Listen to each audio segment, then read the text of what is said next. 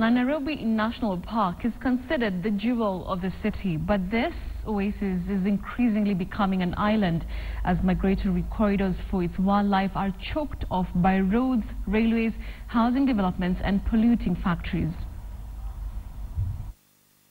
Alan Donovan spent decades collecting and promoting the African art and handicrafts that fill his famous home, overlooking Kenya's Nairobi National Park.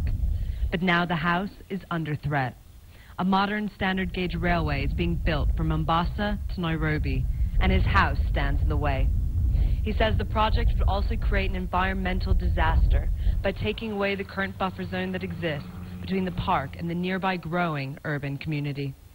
This would immediately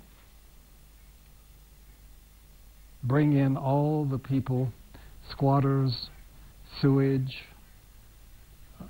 unwanted structures, unplanned settlements, fencing, and poaching would increase definitely in the Nairobi National Park.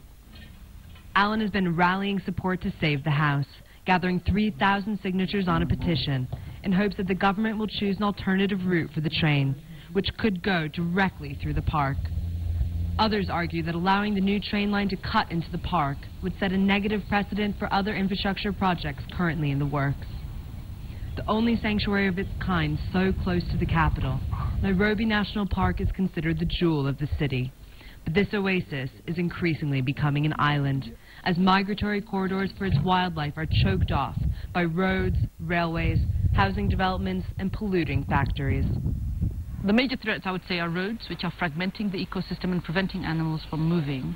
Roads prevent movement, but they also cause road accidents. We've seen a lot of predators, cheetah in particular, being killed on the highways, and there are now no more cheetahs in the Nairobi National Park, so we've lost one of the major predators.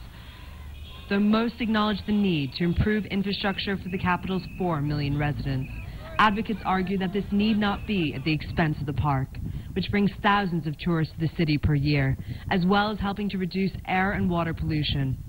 If expansion plans are not derailed, though, experts say the park may only survive another decade or two. If the voices are not many and loud enough, the destruction will go on, and the elephants, lions, and so forth will disappear like dinosaurs. It will be a world without wildlife, and we will lose all this biodiversity once and for all. Giraffes, lions and rhinos still roam free in Nairobi National Park, but the skyscrapers of the capital, still just a hazy backdrop, are coming ever closer to the open plains.